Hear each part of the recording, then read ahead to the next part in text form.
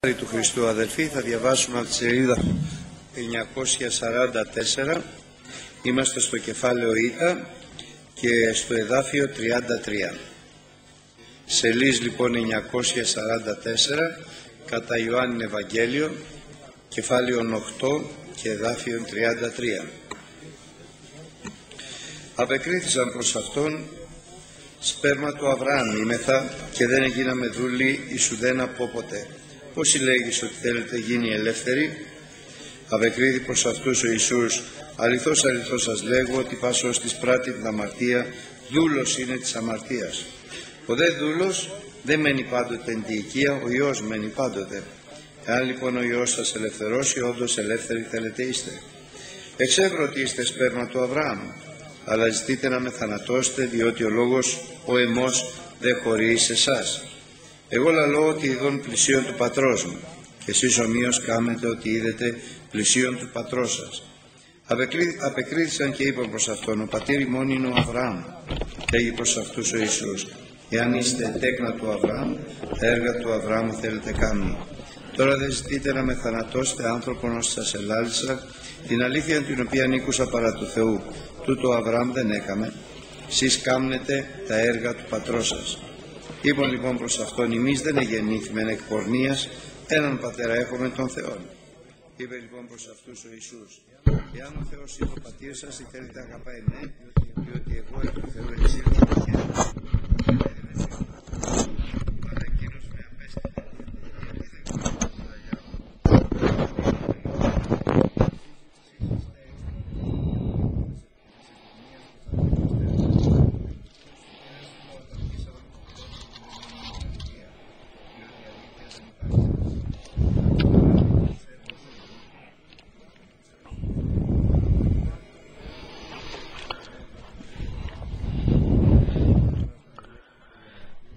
Nous allons lire à partir du livre Saint Jean, à partir du chapitre 8, verset 33.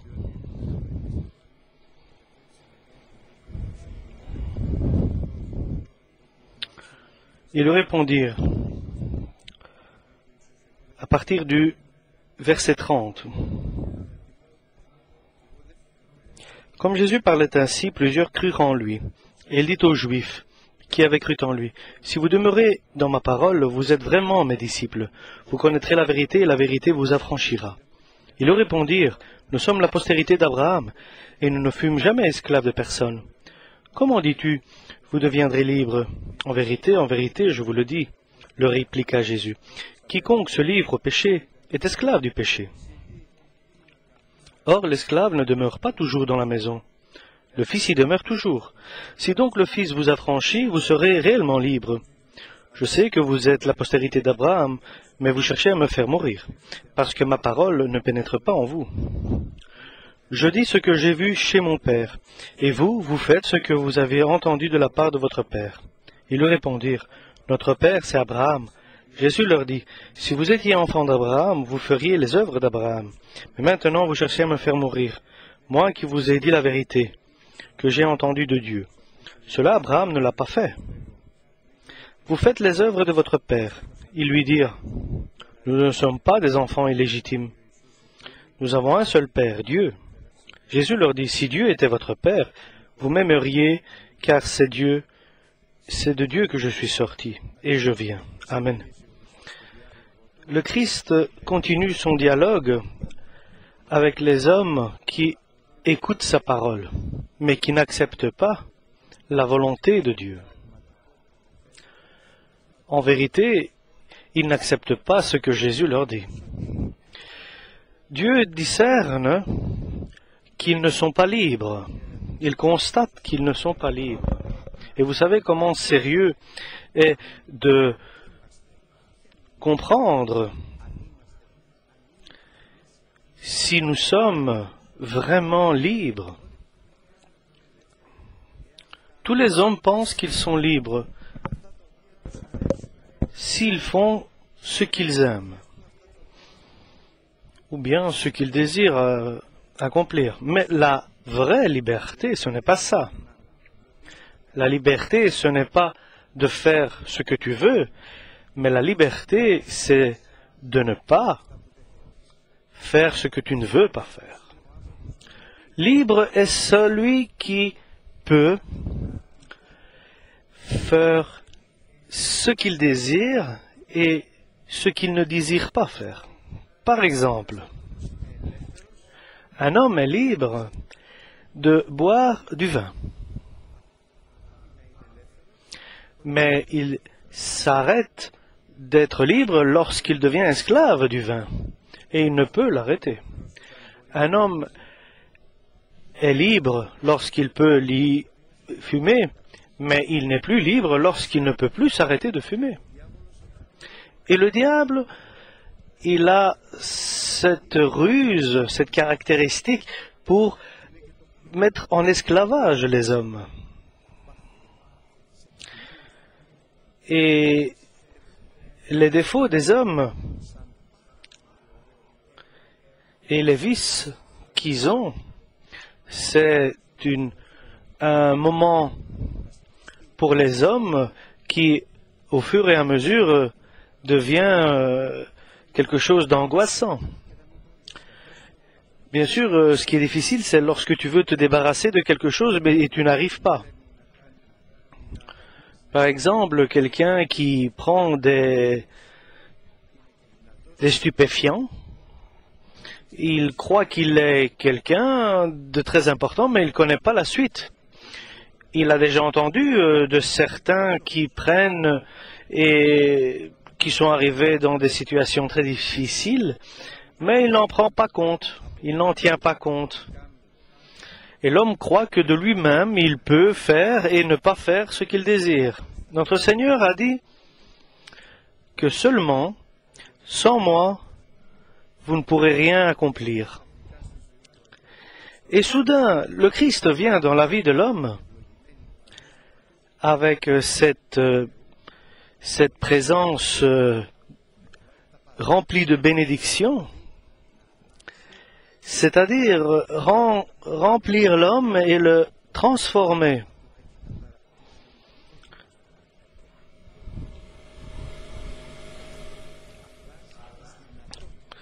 Il change les capacités de l'homme, les possibilités de l'homme. Il libère l'homme et il les établit comme Dieu les a créés, c'est-à-dire totalement libres. Et ils sont dépendants de rien. Ils sont indépendants, ils sont changés complètement. Le Christ le transforme intégralement l'homme. Le seul qui peut libérer l'homme lorsqu'il le libère, c'est Jésus. Et c'est alors que l'homme est vraiment, véritablement libre. C'est-à-dire qu'il peut choisir, qu'il a la capacité de choisir, la possibilité et de rejeter ce qu'il ne désire pas. Ça, c'est le caractère du chrétien qui a été totalement transformé. Et cette possibilité, c'est le Christ seulement qui le donne à l'homme et personne d'autre. Et le Christ fait aussi quelque chose d'autre qui est aussi prodigieux et merveilleux. Il donne à l'homme le pouvoir de discerner ce qui est juste et ce qui n'est pas juste, ce qui est bien et ce qui n'est pas bien, ce qui est utile pour l'homme, pour son âme, et ce qui n'est pas utile et ce qui est pour lui ce qui le mène à sa perte. Donc l'homme peut choisir et rejeter, et il peut accepter par révélation de Dieu ce qui est bien et rejeter ce qui est mal. Donc l'homme, c'est celui qui reste dans la parole de Dieu. Le Christ dit, si vous restez dans ma parole, alors vous serez vraiment mes disciples et vous connaîtrez la vérité. Quelle est la vérité? La vérité, c'est de savoir ce qui est bien et ce qui est mal, ce qui est la volonté de Dieu. Ça, c'est la vérité. Et cette connaissance de la vérité va vous libérer. Certainement. Les Juifs dans ce monde ne peuvent pas accepter qu'ils sont libres. Et les Israéliens ici disent, nous n'avons jamais été esclaves. Et le Christ dit que vous êtes esclaves. Et il leur explique, il leur dit que celui qui pratique le péché est esclave du péché. Et bien sûr, le terme, celui qui met en pratique le péché, qui pratique le péché, englobe beaucoup de choses. C'est un éventail assez large. Mais là, tu es esclave lorsque tu es pris par le péché. Il y a aussi le chrétien qui n'est pas libre, qui est bien sûr esclave aussi. C'est celui qui ne reste pas toujours dans la maison. Pour que je comprends et pour que nous comprenions, pour chacun de nous, si vraiment nous sommes libres, si vraiment Jésus nous a libérés,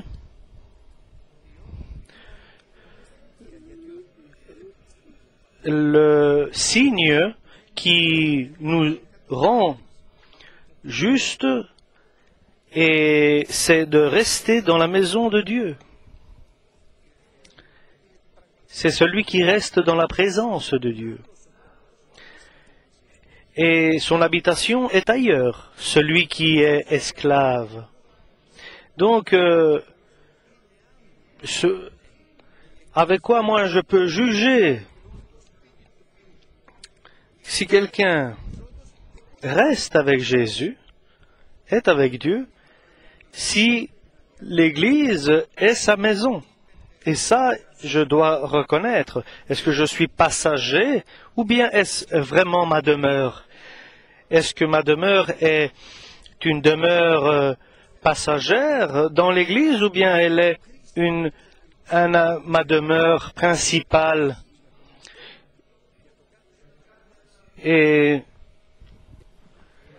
elle existe là, dans l'Église.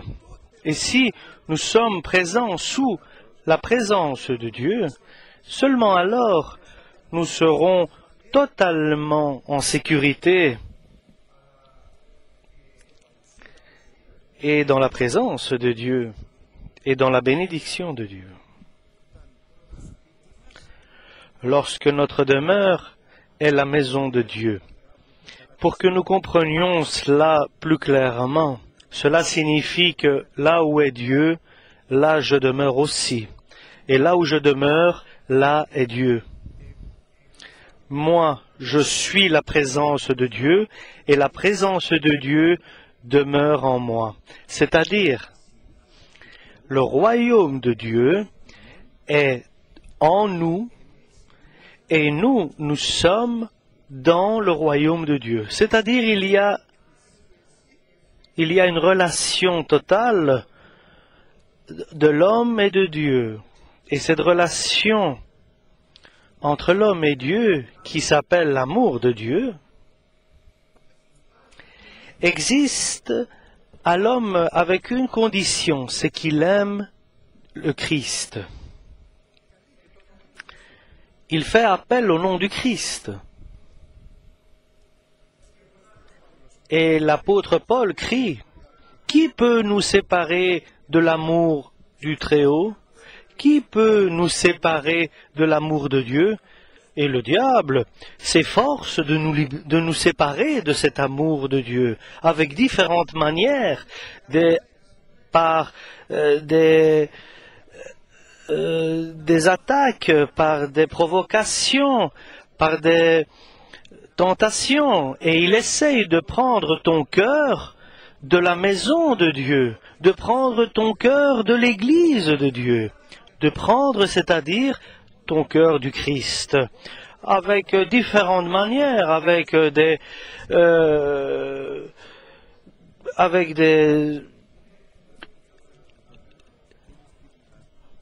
des attaques, des provocations.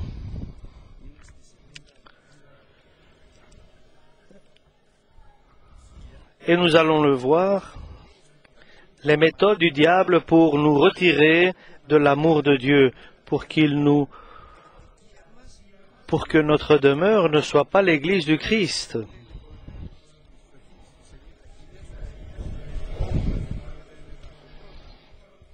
D'abord, si Dieu est avec nous, qui peut être contre nous?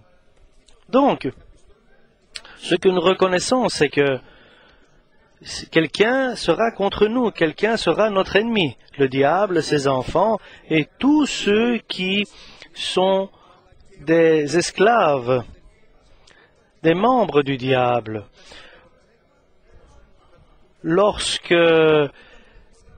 nous voyons donc un ennemi contre nous, d'abord, tu dois savoir que l'ennemi, ce n'est pas la chair et le sang, donc une personne, mais quelqu'un qui vient contre toi ne peut jamais te séparer, de l'amour de Dieu. Lorsque, bien sûr, tu aimes Dieu, parce que tout événement agit pour le bénéfice des chrétiens.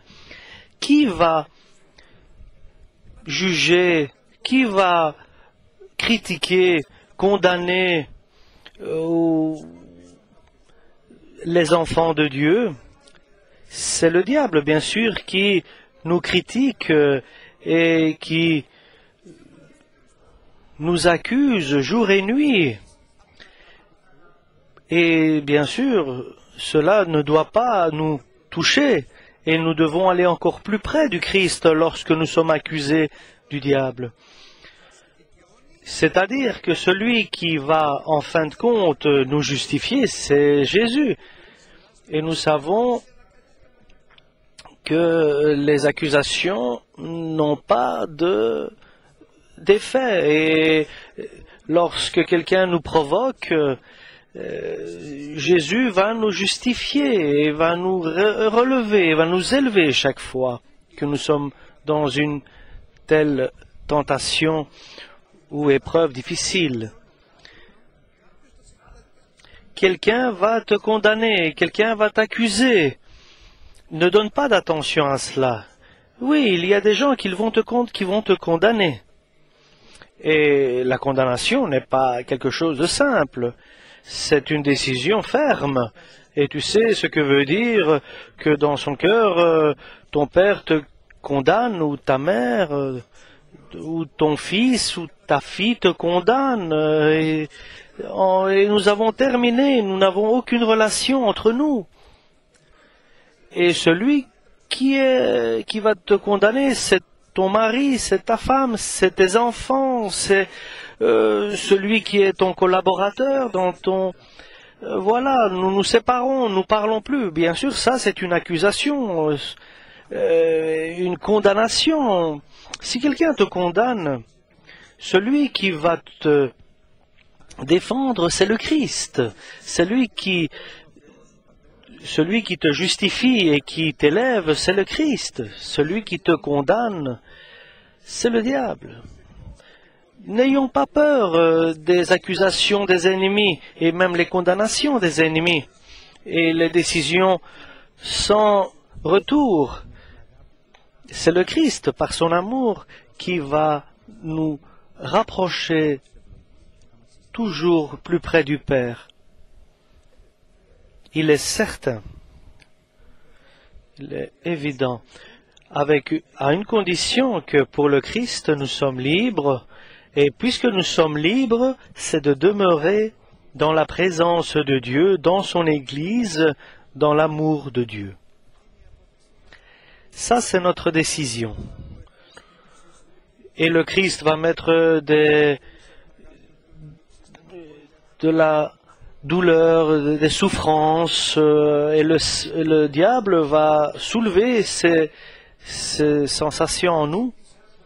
Il te laissera jamais à être dans la difficulté. Et le Seigneur, bien sûr, il trouvera la manière de te retirer, de te libérer et de te sauver et de te secourir.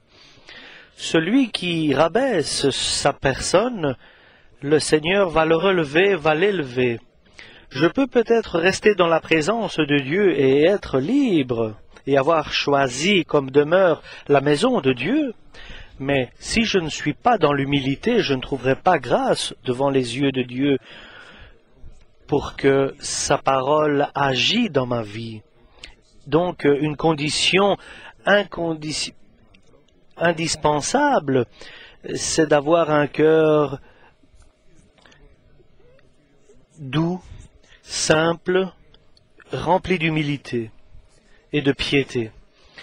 Ici, le Christ dit, vous êtes des descendants d'Abraham. Oui, c'est vrai, c'est en vérité, le peuple d'Israël était le descendant d'Abraham,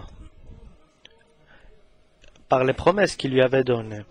Parce que ma parole ne entre pas en vous, c'est pour cela que vous êtes ennemis envers moi. Ici, c'est une autre situation.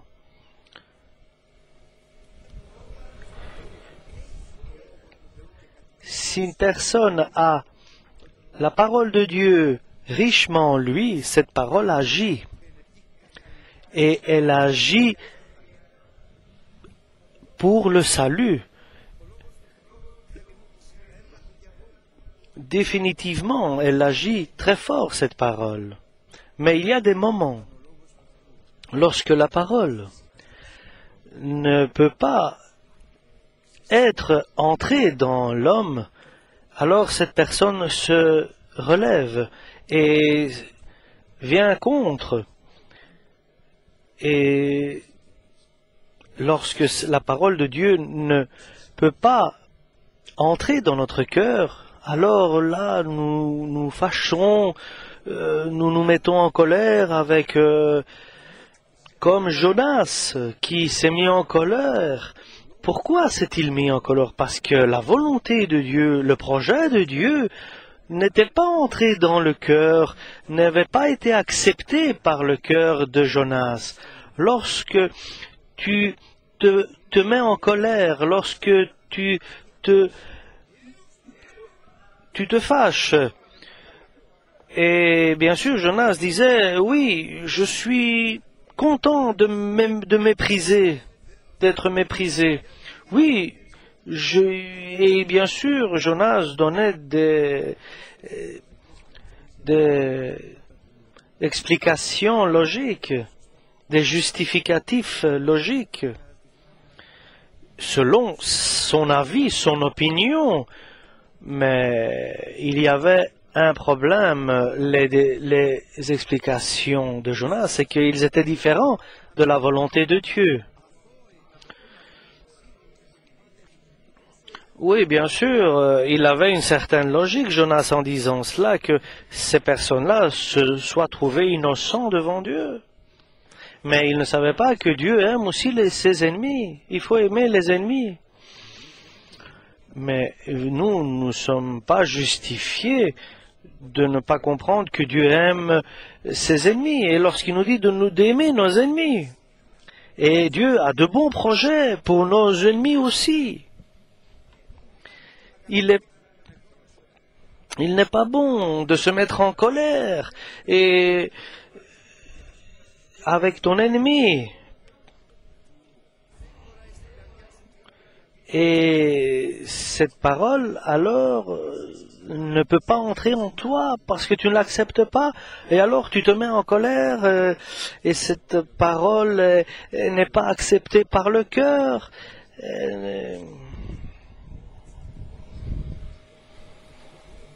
Dieu nous garde lorsque nous nous mettons en colère,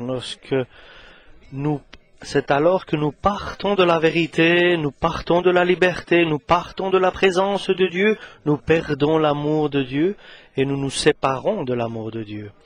Donc, quelle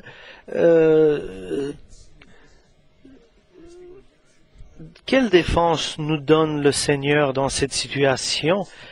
C'est-à-dire d'aller dans la prière. Nous devons nous retourner vers la prière pour qu'il nous donne du courage et qu'il nous relève et qu'il nous redresse. Et alors nous dirons, glorieux est ton nom Seigneur après cette épreuve. Et le Christ continue en jeudi ce que j'ai vu. Et cela est très important, dit. Je dis ce que j'ai vu proche de mon Père. Et vous, vous faites ce que vous avez entendu proche de votre Père. Et le important, c'est dans quel entourage nous vivons. Et c'est dans l'entourage que nous vivons dépend ce que nous voyons et ce que nous entendons et ce que nous disons. Je vais le dire différemment. De ce que je dis est prouvé devant toutes les puissances dans quelle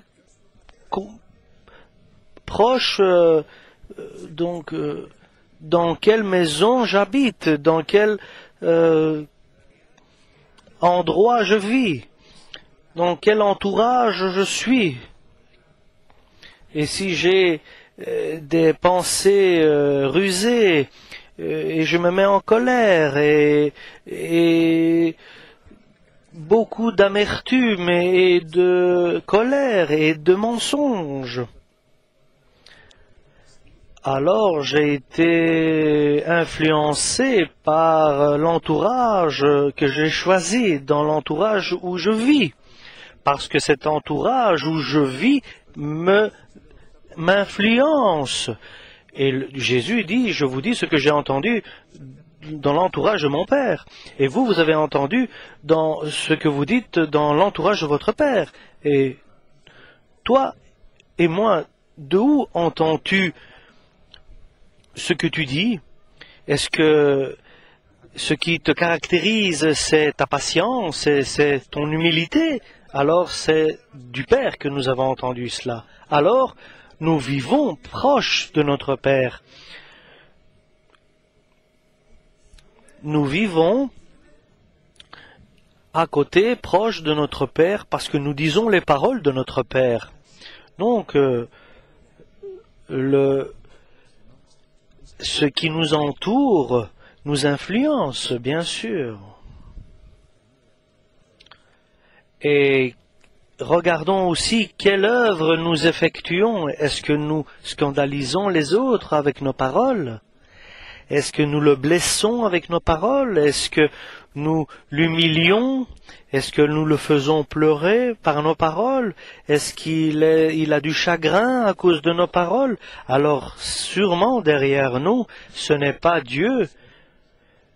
Alors je pense que c'est l'ennemi qui se cache derrière tout cela. Et de cette manière, nous pouvons comprendre notre personne et savoir où nous sommes. Et ne fais pas de faute pour le jugement que tu portes à toi-même. Et ne juge pas les autres parce que c'est Dieu qui va les juger. Mais nous avons l'obligation de nous juger nous-mêmes et de comprendre où nous sommes, de nous examiner personnellement. Et bien sûr, nous savons que les 5 vierges qui étaient insensées, qui n'avaient pas fait un examen d'eux-mêmes pour voir dans quelle situation elles se trouvent spirituellement. Nous savons que d'aller à la prière n'est pas de demander seulement, mais de demander, c'est de demander au Seigneur comment il nous voit, comment il nous regarde, et que je n'ai pas cette opinion de moi que j'ai pour moi-même et qui est bonne ou mauvaise. Notre conscience ne me condamne pas. Cela ne veut pas dire que je sois juste devant Dieu. C'est le Seigneur qui me juge. Et ce qui m'intéresse, ce n'est pas ma conscience, ce que me dit ma conscience, mais ce qui m'intéresse, c'est ce que Dieu dit de moi. Et ce qui nous intéresse encore, ce n'est pas ce que disent les hommes pour nous, mais ce que Dieu dit de nous. Ça nous intéresse. Et ni ce que notre cœur nous dit de nous-mêmes. Et vous savez comment il est facile de se moquer des autres et de tromper les autres et que les gens nous voient et qu'ils disent « oui, c'est une personne juste ». Il suffit d'un sourire, d'une approche, d'une douceur. Et les hommes, bien sûr, peuvent faire prendre les mêmes caractéristiques, les mêmes comportements. Mais pour nous-mêmes, il nous est obligé de nous examiner nous-mêmes. D'un côté, il y a Jésus, et de l'autre, il y a les pharisiens, lesquels, pour eux-mêmes, ils ont une opinion très bonne, ils sont engagés et consacrés à Dieu. Pharisien, ça veut dire, en araméen, c'est le saint, c'est celui qui est consacré à Dieu. Et il y a de l'autre côté, ceux qui étaient dans la loi, les maîtres de la loi, et c'était eux qui disaient au peuple d'Israël qu'est-ce qu'ils doivent accomplir ou pas. Et comment ils se sont égarés, et leur cœur ne l'a pas compris. Les docteurs de la loi n'ont pas compris leur égarement. Ici, les Israéliens disent, mais qu'est-ce que tu nous racontes? Nous sommes, nous, des enfants d'Abraham. Et Jésus leur dit, si vous étiez vraiment des enfants d'Abraham, vous auriez fait les œuvres d'Abraham. Mais vous voulez me tuer, moi qui vous ai parlé de la vérité, tout ce que j'ai entendu de mon père. Abraham, ça, il n'aurait pas fait, mais vous faites les œuvres de votre père. Vous pensez que votre père est Abraham, mais Abraham n'aurait jamais effectué ce que vous faites. Et ça, c'est terrible parce qu'ils sont dans l'erreur. Et par vos œuvres, vous auriez compris de qui vous êtes les enfants. Donc ce n'est pas...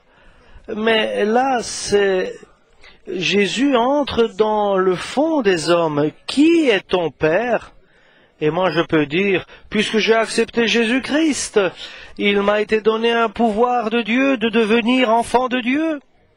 Oui, enfant de Dieu, si tu fais les œuvres de ton père, si tu fais, c'est-à-dire la volonté de Dieu, si donc tu es obéissant à la parole de Dieu qui exprime la volonté de Dieu, si tu avances et si tu marches selon l'Évangile, si sur ton parcours, tu es en dehors de la volonté de Dieu, en dehors de la parole de Dieu, non seulement dans les paroles, mais dans les actes aussi, alors reconnais que ton père n'est pas Abraham et que Dieu n'est pas non plus ton père. Mais j'ai accepté Jésus.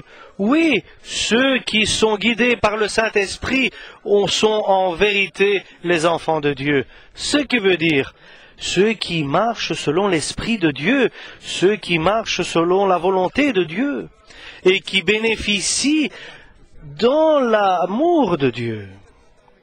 Que veut dire marcher selon l'Esprit de Dieu? Simple, nous allons le répéter encore une fois, et ainsi nous allons comprendre. Le christianisme, chers frères et sœurs, n'est pas une théorie que nous entendons et que nous acceptons, est une vérité que nous acceptons et que nous vivons et que nous devons vivre. Parce que ce que je dis là, c'est la parole de Dieu. Et la parole de Dieu est la force divine qui sauve, qui donne le salut à ceux qui l'acceptent. Donc, il y a une grande importance d'être guidé par le Saint-Esprit et de marcher selon le Saint-Esprit. C'est-à-dire, le premier pas, Jésus nous dit, ne jugez pas selon ce que vous voyez, et ne choisissez pas ce que vous désirez. Parce qu'il y a beaucoup de choses qui vous plaisent, mais il y a quelque chose qui te plaît et que tu es prêt à le choisir, mais te demander à Dieu, est-ce que cela te plaît à Dieu? Ce qui nous plaît, il faut prendre l'approbation de Dieu, l'accord de Dieu. Et alors là, nous allons voir ce que Dieu nous offre. Et pour que le Seigneur nous révèle si c'est juste, il faut que nous le demandions. C'est-à-dire, il faut que nous nous posions la question et que nous nous mettons dans la prière. J'aime ce vers-ci. Et toi, est-ce que cela te plaît, Seigneur? Le Seigneur va t'apporter quelque chose d'autre qui est beaucoup mieux, et tu seras surpris. Et le deuxième pas, ne jugez pas selon la chair. Ne jugez pas selon ce que tu vois. Oui, en disant, oui, je désire, je veux. Oui, cela je le veux, Seigneur. Est-ce que toi, tu acceptes? Tu es d'accord? Et nous serons dans la surprise. Moi, je désire ceci, et le Seigneur va m'apporter quelque chose d'autre, quelque chose que nous ne pouvons pas comparer. Et comment l'homme s'égare lorsqu'il marche selon la chair et s'il marche selon l'esprit. Et puis, il y a aussi ce que je projette, ce que je dessine dans ma vie, ce que je voudrais. Je sais ce qui plaît à Dieu, et maintenant je dois préparer, je dois mettre en pratique ce que est préparé. Je dois aller par exemple à Thessalonique et je prépare mon chemin, le trajet. Et il préparait à Babel ce qui était d'une parole et d'une voix, ce qui était la volonté de Dieu et ce qui plaisait à Dieu. Mais leur projet et leur préparation étaient en dehors de l'amour de Dieu. Ils voulaient faire une tour pour arriver jusqu'au ciel et qu'ils prennent un nom personnel et qu'ils ont un pouvoir dans le monde entier. Oui, vous êtes bien d'une parole, d'une langue, mais vos projets ne sont pas selon ma volonté. Et puisque vous avez avancé et vous avez pris la décision de l'accomplir, je vais vous mettre un obstacle. Et vous savez, si Dieu met un obstacle dans ta vie, il dit non, tu ne feras pas cela. Il est terrible que Dieu empêche ton œuvre. C'est terrible lorsque Dieu empêche ton œuvre. Et il est bon de dire, est-ce que Dieu fasse toi ce projet? Et je pense dans mon cœur que Dieu m'a parlé. Moi, je préparais souvent, je prévoyais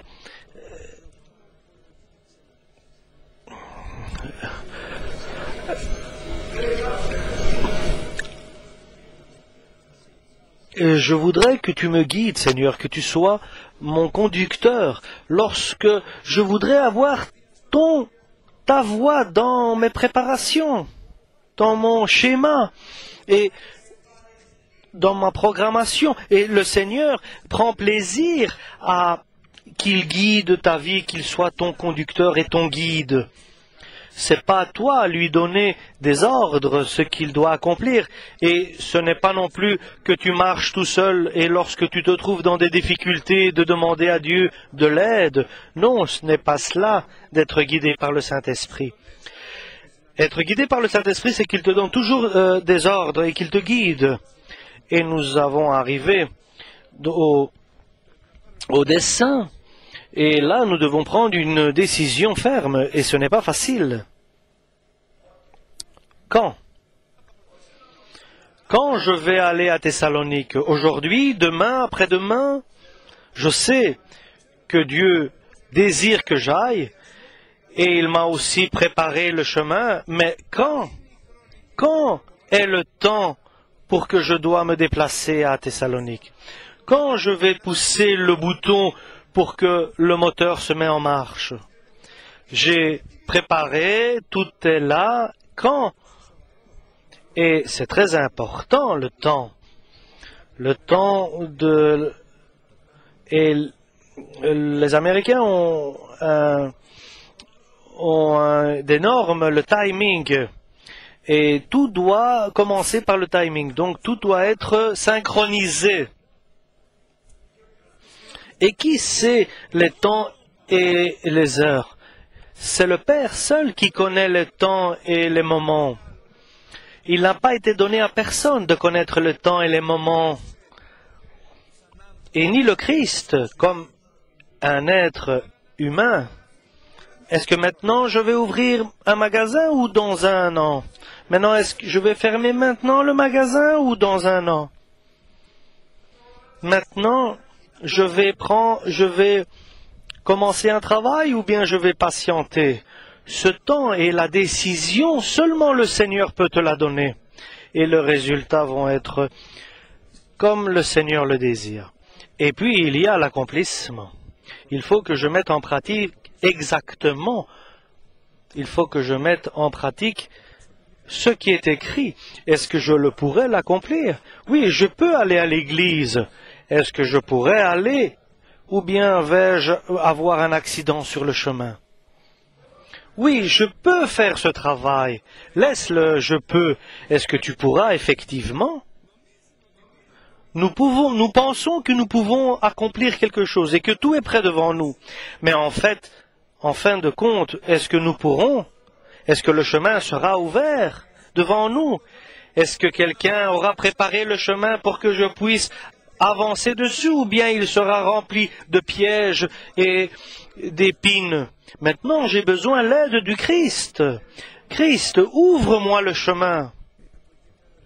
Et à partir de là, chers frères et sœurs, chaque décision que nous prendrons sera correcte et nous ne pourrons jamais tomber dans une faute, dans une erreur. Et cela n'est pas difficile, il est très simple. Simplement de donner le premier rôle à celui à qui revient, c'est-à-dire le Christ, et de confesser, pas avec des paroles, mais avec des gestes, avec une pratique, que sans toi nous ne pouvons rien accomplir. Vous donc, vous faites les œuvres de votre Père, et pas les œuvres d'Abraham, lequel vous pensez qu'il est votre Père, parce que vous ne marchez pas selon l'esprit, mais vous marchez selon la chair. Vous n'avez pas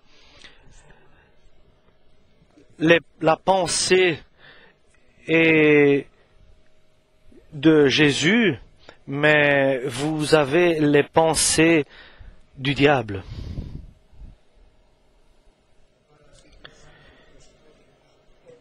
Et la réponse est dure ici aux Israéliens. Nous ne sommes pas nés d'une union illégitime, mais nous sommes les enfants d'Abraham.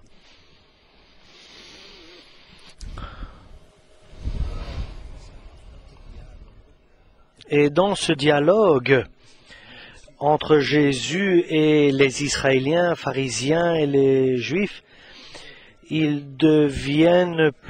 se justifient plus devant Jésus. Au début, ils disaient « Notre Père est Abraham ». Maintenant, ils disent « Non seulement Abraham est notre Père, mais Dieu est notre Père ».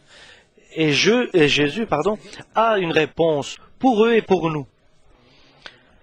Comme chacun de nous. Et nous vantons parfois que notre Père est Dieu. Si Dieu était votre Père, vous m'aimeriez, parce que moi, c'est de Dieu que je suis venu, parce que je ne suis pas venu de moi-même, mais c'est le Père qui m'a envoyé. Si votre Père est Dieu, vous m'auriez aimé, vous m'aimeriez, parce que lui qui m'aime est celui qui a ma parole et qui la garde en lui. Si donc, en vérité, notre Père est Dieu, nous devons aimer Jésus, pas par la parole, mais par les œuvres, par nos actes. Nous devons nous intéresser aux paroles de Jésus. Nous devons nous intéresser à l'œuvre du Christ. Et je vais le répéter. Pour l'œuvre du Christ, est-ce que l'œuvre du Christ t'intéresse ou bien c'est ton propre œuvre t'intéresse? Je m'intéresse pour que mon travail aille bien, oui. Je m'intéresse pour que mes enfants avancent. Je m'intéresse pour que mes enfants se marient, oui. Je m'intéresse pour que 1000 choses. Est-ce que ça t'intéresse que le Seigneur soit glorifié? Est-ce que ça t'intéresse que le Seigneur se révèle et qui s'édifie et qui vient dans le cœur des hommes. Et si tu n'as pas cela, Dieu n'est pas ton Père. Tu fais une faute, une erreur. Tu détournes les autres, tu égares les autres. Est-ce que c'est tellement important que je m'intéresse à l'œuvre du Christ? Bien sûr, bien sûr. Et quelle est l'œuvre du Christ? L'œuvre du Christ est que les hommes soient sauvés et que les hommes soient libérés. Et souvent, nous venons ennemis. La femme dit, oh, encore une fois, tu vas aller à l'église, tu vas aller encore une fois dans l'œuvre du Christ. Moi, tu m'as oublié. Tu ne fais pas attention à moi. Est-ce que ça t'intéresse pas de savoir ce qui me plaît à moi, dit la femme. Ici, c'est un signe. L'homme se trouve dans une faiblesse, là. Il peut être un mari, une femme. Je me souviens, ma mère me disait au début, si tu vas à l'église, dans cette église-là, je vais mourir, disait ma mère. Et directement, mon cœur a été pris. Est-ce que tu vas mourir, mère? Oh, et j'aimais bien ma mère, j'adorais ma mère. Et le soir, je vais à l'église en cachette. Je rentre dans l'église, j'écoute le frère Louis. Lorsque j'étais petit, disait-il, ma mère m'était venue, me dit, si tu vas dans cette église, je vais mourir. Et bien sûr, c'est terrible. Et Louis a dit, mère, moi j'irai à l'église, et puisque moi j'irai à l'église, toi tu ne mourras pas. Et puisque moi j'irai à l'église, toi tu seras sauvé, et tu vivras, et tu seras béni. Et c'était fini. Ah, c'est ainsi. Alors je retourne à la maison avec ma Bible. Et où étais-tu? J'étais à l'église. Je t'ai pas dit de ne pas y aller. Et je vais mourir si tu vas y aller. Et ce que j'avais entendu, écoute mère, moi j'irai à l'église, je vais continuer à l'église. Toi tu vivras beaucoup d'années parce que je vais aller à l'église. Tu seras sauvé et toute la famille sera bénie. Et elle me dit, c'est ainsi. Et je lui dis, oui, mère, c'est ainsi. Elle me dit, ça va, alors vas-y. Et c'était simple. Et nous remercions Dieu pour tout ça. Là, est-ce que la parole de Dieu est puissante? Est-ce que le Christ est puissant? C'est là que nous avons notre confiance. Ça, c'est notre confiance, notre espérance. Si vous êtes des enfants de Dieu, vous auriez fait des œuvres de Dieu et vous m'aimeriez. Et puisque vous m'aimez pas et vous ne faites pas ce que je vous dis, vous avez un autre Père. Je veux aujourd'hui, chers frères et sœurs, maintenant que je le comprends et que le Seigneur a mis dans mon cœur, que nous certifions qui est notre Père, que nous soyons certains de savoir qui est notre Père, et de ne pas marcher selon notre fantaisie, notre fantasme. Tu ne peux pas, frère, empêcher ta femme de faire la volonté de Dieu et dire que tu es un enfant de Dieu. Tu ne peux pas empêcher, frère, que ton mari fasse la volonté de Dieu et que tu dises que tu es une femme de Dieu. Ton père est un autre père, parce que si ton père était Dieu, tu aimerais Jésus beaucoup plus que ton mari. Lorsque nous aimons un autre plus que Jésus, c'est un autre notre Père, et nous ne pouvons pas jouer avec la parole de Dieu, ni rigoler, ou bien prendre ça à la légère, parce que c'est le salut de notre âme. Et notre Seigneur continue. Et pas seulement ça, mais vous ne reconnaissez pas ma parole parce que vous ne pouvez pas accepter ma voix. Vous ne reconnaissez pas ce que je dis. Vous ne pouvez pas écouter ma voix. Et vous savez, ce qui veut dire, c'est que le Christ te parle et que tu ne comprends pas. Moi, il te dit par exemple, moi je suis qui te parle. Et non, et toi tu dis, ah non, c'est Georges Corovès qui parle, c'est l'un ou c'est l'autre. Il est très important de reconnaître la voix de Jésus. Et pour reconnaître la voix de Jésus, il faut écouter sa parole. Et cela n'est pas simple. La parole nous dit que Dieu a ouvert l'esprit de Lydie pour qu'elle puisse comprendre les paroles de Paul. Donc c'est Dieu qui intervient pour ouvrir l'esprit et pour comprendre ces paroles. Comprendre que cela est la parole de Dieu. Vous croyez aux icônes, et faites attention comment c'est important. Oui, nous croyons aux icônes. Vous croyez? Oui, nous croyons. Nous croyons que ce sont des images.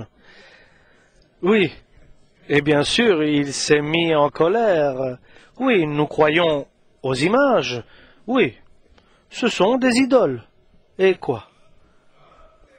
Ah, tu es hérétique alors. Mais qui reconnaît la voix de Jésus, de Dieu?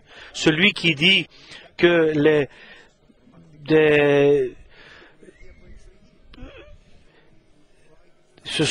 comme par exemple des statues qui représentent des hommes et avec une personne. Voilà, ils disent cette statue est Dieu. Est-ce que la voix de Jésus, tu la reconnais? Que cela est... Est-ce que tu peux connaître la voix de Dieu? Et il faut que Dieu agisse dans ton cœur. Si tu n'es pas de Dieu, il ne pourra pas agir dans ton cœur. Je vais le dire différemment. Mes brebis, mes agneaux écoutent ma voix et me suivent. Ceux qui ne sont pas de moi, ils entendent un autre pasteur et le suivent. Frères, est-ce que nous reconnaissons que ceci est la parole de Dieu? Ce n'est pas la traduction ou l'explication Oui, il y a parfois de différentes explications, parfois, mais qui n'empêchent pas le salut de venir. Est-ce que lorsqu'il dit celui qui va croire, qui va accepter et va être baptisé, va être sauvé, est-ce qu'il y a une explication à donner à cela? Est-ce qu'on doit donner une traduction ou bien une explication Et ce qui est... Il y a des termes qui sont simples et nous ne devons pas les expliquer d'une manière différente. Il y a des phrases simples et nous ne devons pas les changer. Et nous ne perdons pas.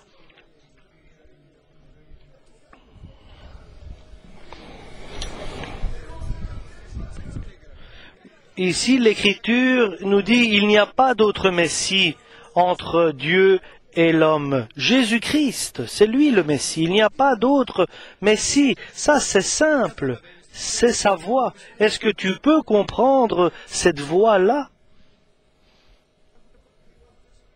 Oui, il y a certains qui disent il y a beaucoup de Messie, de médiateurs. Il y en a qui disent il y a beaucoup de médiateurs.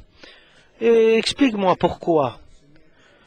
Alors il me dit, tu rentres dans une banque, dans une société, et pour aller directement vers le directeur, ou bien tu passes d'abord par sa secrétaire. Et je lui dis, que tu veux-tu par là? Ah, le secrétaire est un médiateur. Et tu sais que si ton père est le directeur général, quand tu passes, tu ne passes pas par la secrétaire, tu vas directement dans le bureau de ton père. C'est ton père, et le père dit, voici mon fils. Vous ne comprenez pas ma parole et ma voix, parce que vous ne pouvez pas écouter ma parole, parce que le Père ne peut pas ouvrir votre cœur. Pourquoi? Si l'Évangile est couvert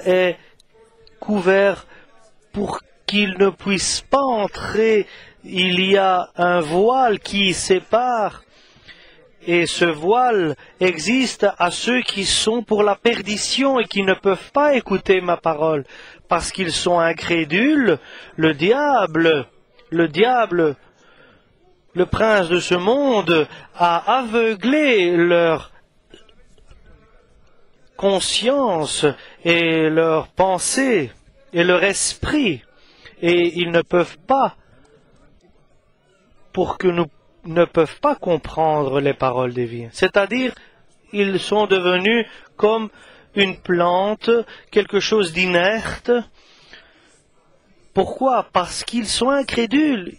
Ils ne croient pas que Dieu a envoyé le Christ. Dieu a envoyé le Christ, sa parole est devenue chair, elle est devenue fils de l'homme, elle a marché parmi les hommes, et il était plein de grâce, et il s'est révélé aux hommes, il a donné aux hommes la grâce de Dieu. Et il a annoncé de nous renoncer à tout ce qui est mauvais et d'accepter le bien. Avec respect et dignité. Et tu la vois marcher avec un décolleté jusque derrière. Et une jupe, une courte jupe.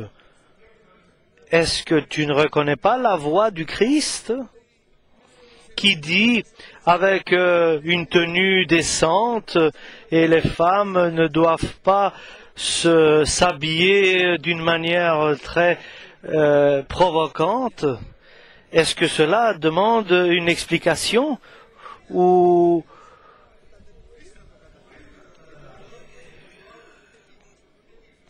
Et là, bien sûr, elle ne peut pas comprendre parce que le diable de ce monde a aveuglé son esprit. Et eux, les Israéliens, disaient cela au Christ. Et ils disaient, nous sommes des enfants de Dieu. Et ils disaient cela au Fils de Dieu vivant. Mais celui qui était né de Dieu, qui n'avait pas été créé, mais qui était né de Dieu. Donc Jésus leur dit, vous, votre père est le diable. Et pensez un peu, imaginez lorsque Jésus disait cela. Et si Jésus vient et te dit, ton père est le diable. C'est terrible. C'est horrible. Et comme les pharisiens, les maîtres de la loi, et ils pensaient qu'ils étaient la nation élue de Dieu, choisie par Dieu. Et que Dieu et Jésus viennent et qu'ils leur disent, votre père est le diable. Parce que les convoitises de votre père, vous voulez accomplir. Ce que votre père désire, c'est ce que vous voulez accomplir. Et ton père dit, tu ne créeras pas d'idoles à toi. Tu ne voleras pas. Tu ne mentiras pas. Qui désire cela? Tu te moques. Tu injures Jésus-Christ. Qui désire cela? Et aujourd'hui, je voudrais que nous partions avec certitude que nous sommes des enfants de Dieu. Et nous demander, est-ce que je suis un enfant de Dieu? Est-ce que mon cœur me détourne et m'influence et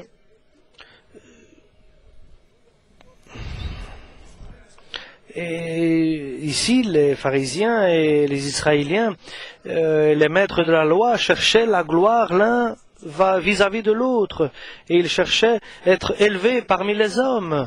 Mais nous voyons que l'apôtre Paul disait, nous nous présentons pas nous-mêmes, mais nous présentons Jésus, et nous sommes serviteurs. C'est ça, notre présentation. Et dans l'Église, il n'y a pas quelqu'un qui peut être digne de parole. Nous sommes tous des serviteurs, des servantes du Christ et de l'Église. Et nous avons un désir vif, c'est d'aller dans le ciel. Et vous, votre Père, c'est le diable parce que vous voulez faire ce que votre Père désire. Et nous devons faire ce que Dieu désire. Ils sont écrits, sa volonté est écrite dans la Bible. Et écoutez, quelque chose de...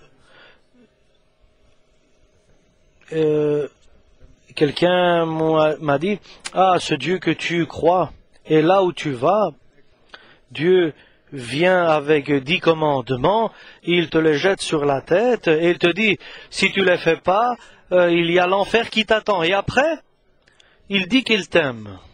Et là, dans l'enfer, oulala, et ça c'est un Dieu à qui tu crois. Et ça c'est un homme qui me disait ça. Tu crois, je lui dis que le Dieu qui a envoyé le Christ, il a envoyé le Christ pour mourir pour toi, parce qu'il t'aime. Et ça, tu ne le crois pas. Et il a versé son sang, et tu ne le crois pas. Ça, c'est notre Dieu. Ça, c'est un Dieu. C'est Dieu d'amour. Il est lumière. Et il est aussi quelqu'un qui rend la flamme à celui